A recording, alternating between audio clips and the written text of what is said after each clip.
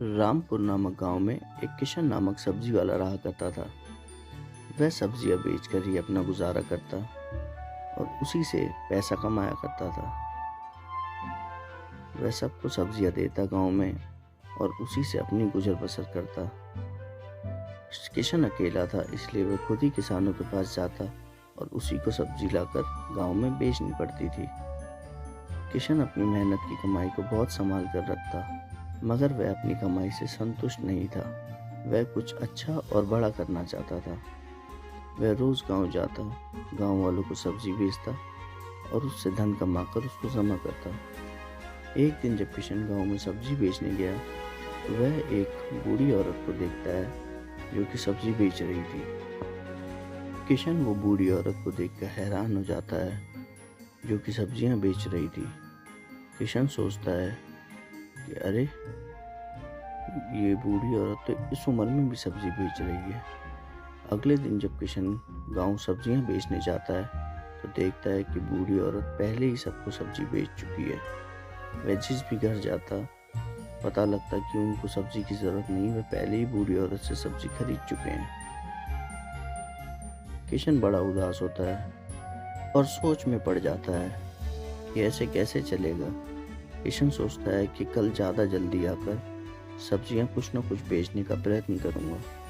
मगर फिर सुबह जल्दी आकर जब वह पहुंचता तो पता लगता कि बूढ़ी अम्मा पहले ही सबको सब्जियां बेच चुकी है और उसका कुछ भी सामान नहीं बिकता।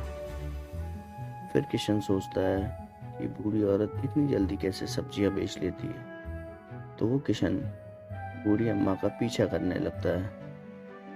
तभी बूढ़ी अम्मा को आभास होता है कि कोई उसका पीछा कर रहा है। बूढ़ी अम्मा पलटकर पूछती है, क्या हुआ बेटा, तुम मेरा पीछा क्यों कर रहे हो?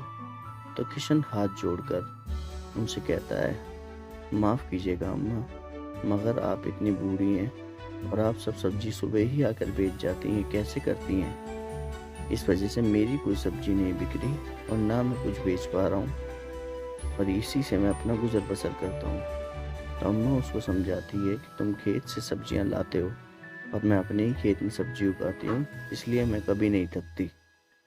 और बेटा, इसमें थकना कैसा, मैं तो सालों से सब्जी बेच रही हूँ। अम्मा जी, आप सब्जी बेच जाती हो इसलिए मैं कुछ नहीं बेच पाता हूँ, बहुत दिन से ऐसा ही चल रहा है।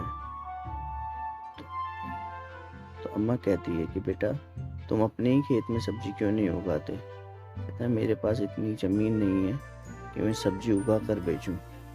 तब अम्मा उसे बताती है कि बेटा, जितनी भी ज़मीन है उसमें तुम खुद सब्जी उगाओ और बेचो, और उगाना ही नहीं, अच्छी खाद और उर्वरक का भी इस्तेमाल करना, जिससे तुम्हारी फसल अच्छी होगी। तब किशन कहता है कि अम्मा जी धन्यवाद, ये इसका मैं पालन जरूर करूँगा। और अम्मा जी का ज्ञान लेने के बाद किशन वहाँ से अपने घर चला जाता है। घर जाकर किशन सीधा घर में जाकर बीज उठाता है और घर के आसपास की सारी जगह पर बीज को फैलाना शुरू कर देता है। किशन घर के आसपास की किसी भी जगह को व्यर्थ नहीं जाने देता। कुछ समय बाद वह देखता है कि अच्छी फसल उगने लगती है और काफ़ी जल्दी जल्दी उसकी सब्जियां भी बहुत अच्छी उगने लगती हैं। अब वह सब्जियों को देखता, रोज़ उनको देखता कि कितनी अच्छी सब्जियां उग रही हैं। वह अपने ही खेत से सब्जी निकालता, टोकरी में डालकर गांव की तरफ बेचने निकल पड़ता। इससे किशन बहुत खुश था और वह अपनी रेहड़ी लेकर पूरे गांव में सब्जियां बेचता और गांव वालों को भी बहुत फ्रेश सब्जियां मिलनी शुरू हो गई थी। अब धीरे धीरे किशन रोज सब्जियां ऐसे ही बेचता और उसकी आमदनी भी बढ़ गई थी। अपने धन को धीरे धीरे जोड़कर वह जमींदार के पास एक खेत का टुकड़ा खरीदने जाता है। अब किशन खेत का टुकड़ा खरीदकर उसमें खेती करना शुरू कर देता है और अच्छी अच्छी सब्जियां उगाता है। कुछ समय बाद किशन गांव में अपनी एक दुकान खोल लेता है, जिसमें अलग अलग प्रकार की सब्जियां रखता था। गांव वालों को बहुत खुशी हुई और उनको बहुत ताज़ा ताज़ा सब्जियां मिलनी शुरू हो जाती है। किशन दिन ब दिन तरक्की कर रहा था अपनी मेहनत से और अब वो दुकान में कुछ नौकरों को भी रखना शुरू कर देता है।